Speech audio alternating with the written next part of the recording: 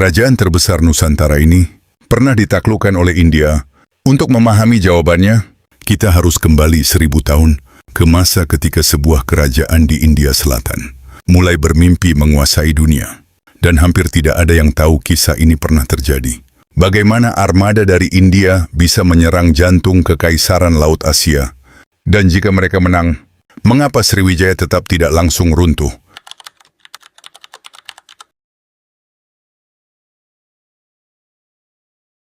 Sriwijaya tidak dihancurkan bangsa asing dari timur, melainkan India. Saat itu, kekuatan baru sedang bangkit di India Selatan.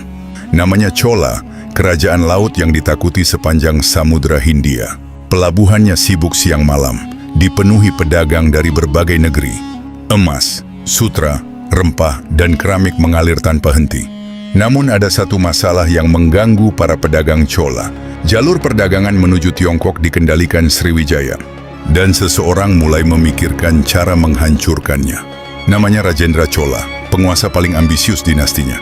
Ia mewarisi kerajaan kaya, tetapi menginginkan sesuatu lebih besar. Bukan sekadar perdagangan, melainkan dominasi seluruh Asia.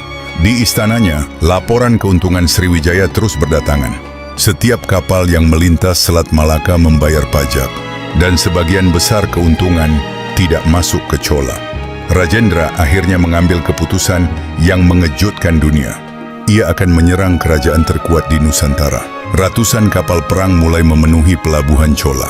Prajurit terbaik dikumpulkan dari seluruh India Selatan. Pandai besi bekerja siang malam menempa senjata perang. Lalu armada terbesar Chola mulai berlayar ke timur. Mereka menembus badai ganas di Samudra Hindia. Gelombang raksasa hampir menelan kapal-kapal perang itu. Namun armada terus bergerak tanpa menghentikan perjalanan. Hari berganti minggu, minggu berganti bulan. Tujuan mereka hanya satu, Sriwijaya. Di Sumatera, nelayan melihat layar asing di kejauhan. Mereka belum tahu bencana besar sedang mendekat. Pesan darurat segera dikirim menuju pusat kerajaan. Laksamana Sriwijaya menerima kabar yang sulit dipercaya. Armada asing raksasa sedang bergerak menuju wilayah mereka. Istana Sriwijaya langsung menggelar rapat darurat. Kapal perang dikerahkan menjaga jalur perdagangan utama. Lalu dua kekuatan laut terbesar Asia akhirnya bertemu. Laut yang biasanya ramai perdagangan berubah menjadi medan perang. Ribuan prajurit bersiap menghadapi pertempuran hidup dan mati. Hujan panah pertama memenuhi langit di atas laut. Kapal-kapal bertabrakan keras di tengah ombak besar. Pertempuran jarak dekat pecah di atas geladak. Darah dan api mulai menguasai lautan. Banyak kapal Sriwijaya terbakar sebelum mencapai pantai. Asap hitam membumbung tinggi terlihat dari berbagai pelabuhan. Namun para pelaut Sriwijaya terus bertarung tanpa menyerah. Sayangnya armada Chola terus menekan dari segala arah. Setelah laut dikuasai, pasukan Chola bergerak ke daratan. Pos penjagaan mulai jatuh satu demi satu. Penduduk pesisir melarikan diri membawa keluarga mereka.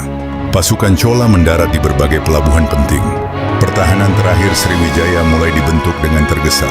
Pertempuran sengit terjadi di sekitar pusat perdagangan kerajaan. Dari kejauhan, asap kebakaran memenuhi Cakrawala Musi. Pasukan elit Chola akhirnya menembus pertahanan istana. Sang Rama Wijaya Tunggawarman berhasil ditangkap hidup-hidup. Lambang kekuasaan Sriwijaya dibawa sebagai rampasan perang. Dunia perdagangan Asia terkejut mendengar kabar itu. Semua orang mengira Sriwijaya telah berakhir selamanya. Namun fakta mengejutkan muncul setelah invasi itu berakhir. Sriwijaya ternyata masih bertahan dan bangkit perlahan. Buktinya masih ditemukan di Palembang dan Pulau Bangka.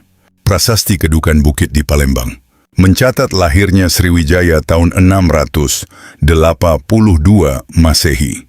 Arca Buddha, peralatan logam.